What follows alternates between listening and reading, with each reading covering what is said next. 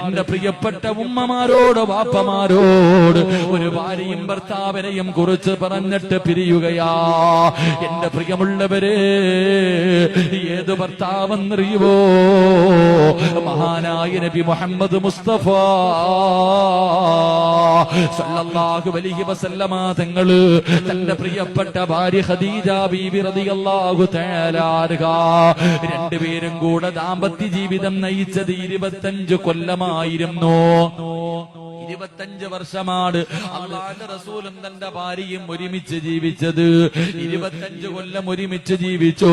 എന്റെ പ്രിയപ്പെട്ട പെങ്ങള്, ഖദീജ ബീവിക്ക് സ്വർഗത്തിൽ ഒരു കൊട്ടാരമുണ്ട്. ആരും ശല്യം ചെയ്യാത്ത ഒരു ഭാഗത്ത് ഒരു മുത്തിനാൽ പണിത ഒരു കൊട്ടാരം അല്ലാഹു ഖദീജ ബീവിക്ക് കൊടുക്കുമെന്ന് നബി മുഹമ്മദ് മുസ്തഫ സല്ലല്ലാഹു അലൈഹി വസല്ലമ തങ്ങൾ പറയുമ്പോ എന്തിനാണ് അല്ലാഹു കൊടുക്കുന്നതെന്നറിയുവോ?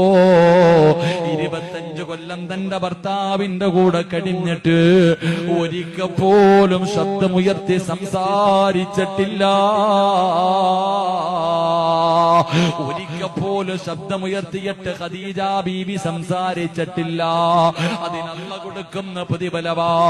എന്റെ പ്രിയപ്പെട്ടവരെ, ഭാര്യയും ഭർത്താവിനും നല്ലതുപോലെ പഠിക്കാനുള്ള ചരിത്രമാണ്. അല്ലാഹുവേ, ഖദീജ ബീവിക്ക് 65 വയസ്സായി, പടുവൃദ്ധയായി, കുളിച്ചൊരുങ്ങി നല്ല വസ്ത്രവും ധരിച്ചിട്ട് ഖദീജ ബീവി കാത്തു നിൽക്കുകയാ. തന്റെ പ്രിയപ്പെട്ട ഭർത്താവ് വീടിന്റെ അകത്തേക്ക് കടന്നു വന്നു. ഖദീജ ബീവി റളിയല്ലാഹു തആല അൻഹ കഴിക്കാൻ ഭക്ഷണം കൊടുത്തു.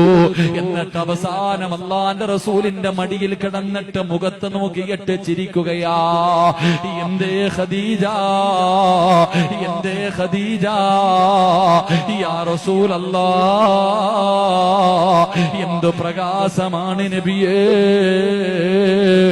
അല്ലാഹുവിന്റെ റസൂല് ചോദിച്ച്, 25 കൊല്ലം കൊണ്ട് കാണുന്നതല്ലേ? എന്റെ പ്രിയപ്പെട്ടവരെ, അവസാനം ഖദീജ ബീബി റളിയല്ലാഹു തആല അൻഹ അല്ലാഹുവിന്റെ പ്രവാചകന്റെ കയ്യിൽ പിടിച്ചിട്ട് അവിടുന്ന് പറയുന്നു, നബിയേ, എനിക്ക് പോകാ സമയമായി നബിയേ. 25 കൊല്ലം നമ്മൾ ഒരുമിച്ച് ജീവിക്കാൻ തുടങ്ങിയിട്ട് 25 കൊല്ലത്തെ ജീവിതത്തിന്റെ ഇടയില് എപ്പോഴെങ്കിലും ഞാൻ അങ്ങയുടെ മനസ്സിന് വേദനയുണ്ടാക്കുന്ന എന്തെങ്കിലും ഞാൻ പറഞ്ഞു പോയിട്ടുണ്ടെങ്കിൽ എനിക്ക് പൊരുത്തപ്പെട്ട് തരണേ യാ റസൂലല്ലാഹ്. ഒരു ഭാര്യ തന്റെ ഭർത്താവിന്റെ കയ്യിൽ പിടിച്ചിട്ട് പൊരുത്തം ചോദിക്കുകയാ. ഓരോ രാത്രിയും ചോദിക്കണം പെങ്ങള്, ഓരോ രാത്രിയും ചോദിക്കണം പെങ്ങള്. അല്ലാഹുവിന്റെ റസൂല് കരയാൻ തുടങ്ങി. പ്രവാചകന്റെ കണ്ണിതാ നിറഞ്ഞിട്ട് താടിരോമത്തിലൂടെ കണ്ണുനീരൊഴുകുകയാണ്. പ്രവാചകന് കൊച്ചു കുഞ്ഞുങ്ങൾ കരയുന്നത് പോലെ ഇരുന്ന് കരയുകയാ. എന്താണ് നബിയേ, എന്തിനാ കരയുന്നത്? ഖദീജ, നീ എന്നോട് പൊരുത്തം ചോദിക്കല്ലേ ഖദീജ. നിന്നെ കുറിച്ച് പറയാ ഒരു ന്യൂനതയുമില്ല ഖദീജ. 25 കൊല്ലം ഒരുമിച്ച് ജീവിച്ചിട്ട് ഒരു ഭർത്താവിന് തന്റെ ഭാര്യയെ കുറിച്ച് പറയാനൊരു ന്യൂനതയില്ലായിരുന്നു. നിങ്ങളെ ജീവിതം അങ്ങനെയാകണം പൊന്നുമോളെ, ജീവിതം അങ്ങനെയാകണം പൊന്നുമോളെ. റസൂലുള്ളാഹി പറയുന്നു, നീ എന്നോട് പൊരുത്തം ചോദിക്കല്ലേ, എന്നോട് യാത്ര പറയല്ലേ. എന്നെ ഒറ്റയ്ക്കാക്കിയിട്ട് പോകുകയാണോ ഖദീജ? അല്ലാഹുവേ, ഖദീജ ബീബി റളിയല്ലാഹു തആല അൻഹ ചാടി എഴുന്നേറ്റിട്ട് അല്ലാഹുവിന്റെ റസൂൽ എന്ന ഭർത്താവിനെ കെട്ടിപ്പിടിക്കുകയാ. 65 വയസ്സുള്ള ഭാര്യ തന്റെ ഭർത്താവിനെ കെട്ടിപ്പിടിച്ച് ചുംബനം കൊടുത്തിട്ട് അതാ ചെവിയിൽ ഒരു രഹസ്യം ചോദിക്കുകയാണ്. യാ റസൂലല്ലാഹ്,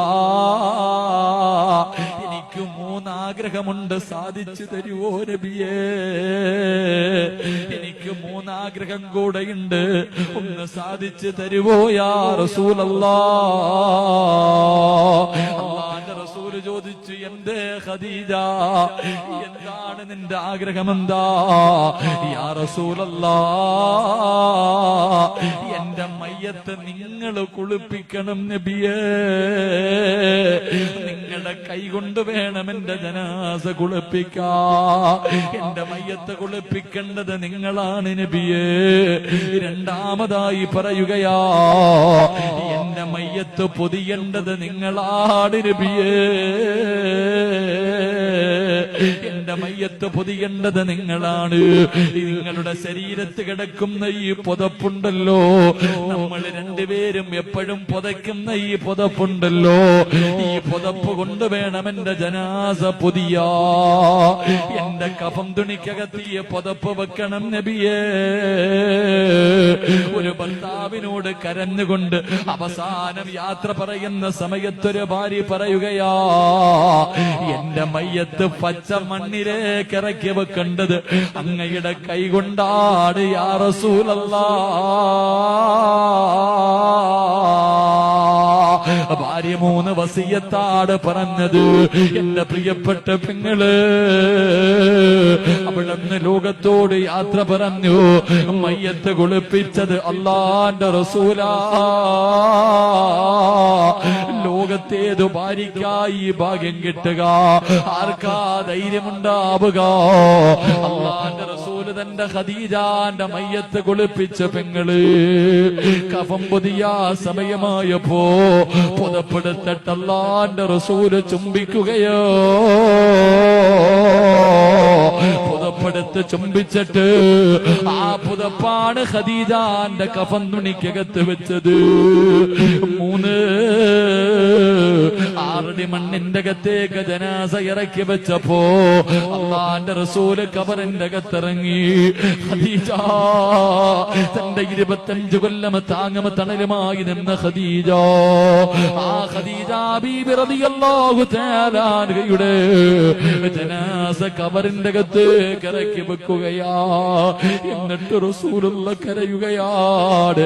തന്റെ പ്രിയപ്പെട്ട ഭാര്യയുടെ കബറിന്റെ അകത്തിരുന്നിട്ട് ലോകത്തിന്റെ നേതാവെന്ന ഭർത്താവിന്റെ കണ്ണ് നിറഞ്ഞിട്ട് കണ്ണുനീരൊഴുകുകയാ. പെങ്ങളെ കൊതിക്കണം പൊന്നുമോളെ, ഇതുപോലെ ഒരു ജീവിതം നിനക്ക് കിട്ടാറ്, ഒരു ജീവിതം നിനക്ക് കിട്ടാ. പള്ളിക്കാട്ടില് കൊണ്ടുപോയിട്ട് നിന്റെ ജനാസ കബറിന്റെ അകത്ത് ഇറക്കി വെച്ചിട്ട് നിന്റെ ഭർത്താവ് കരയണം, എന്നെ കൊണ്ട് കഴിയൂല. എന്റെ പ്രിയപ്പെട്ടവളുടെ നെഞ്ചിന്റെ മുകളിൽ ഒരു പിടി മണ്ണ് വാരിയെറിയാ എന്നെ കൊണ്ട് കഴിയില്ല എന്ന് പറയുന്ന രീതിയിലേക്ക് നിന്റെ ജീവിതം നീ മാറ്റിയെടുക്കണം പെങ്ങള്. അതുകൊണ്ട് ഞാൻ ഓർമ്മപ്പെടുത്തുകയാ, ഈ വയസ്സാങ്കാലത്ത് ഇനി തമ്മിലടിച്ച് തീർക്കല്ലേ, ശത്രുക്കളെ പോലെ കടന്ന് പോരാടല്ലേ. വിട്ടുവീഴ്ചകൾ ചെയ്തുകൊണ്ട് ഇനിയുള്ള കാലമെങ്കിലും ഒന്ന് സ്നേഹിക്കൂ അപ്പാ. സ്നേഹിച്ചാ കിട്ടുന്ന പ്രതിഫലം ഈ പറഞ്ഞ രീതിയിൽ നിനക്കൊന്ന് ജീവിക്കാൻ കഴിഞ്ഞ നാളെ പടച്ച റബ്ബിന്റെ സ്വർഗത്തിൽ നീ ഒറ്റയ്ക്കല്ല, നിന്റെ ഭാര്യയുടെ കയ്യിൽ പിടിച്ചിട്ട് പോകാ. പെങ്ങളെ, നിന്റെ ഭർത്താവിന്റെ കയ്യിൽ പിടിച്ചിട്ട് അല്ലാഹുവിന്റെ സ്വർഗത്തിലൂടെ കടന്ന് സുഖിക്കാൻ കഴിയുമെന്ന് ഖുർആനാ പറഞ്ഞത്. അതുകൊണ്ടാ പറഞ്ഞത് ഓരോ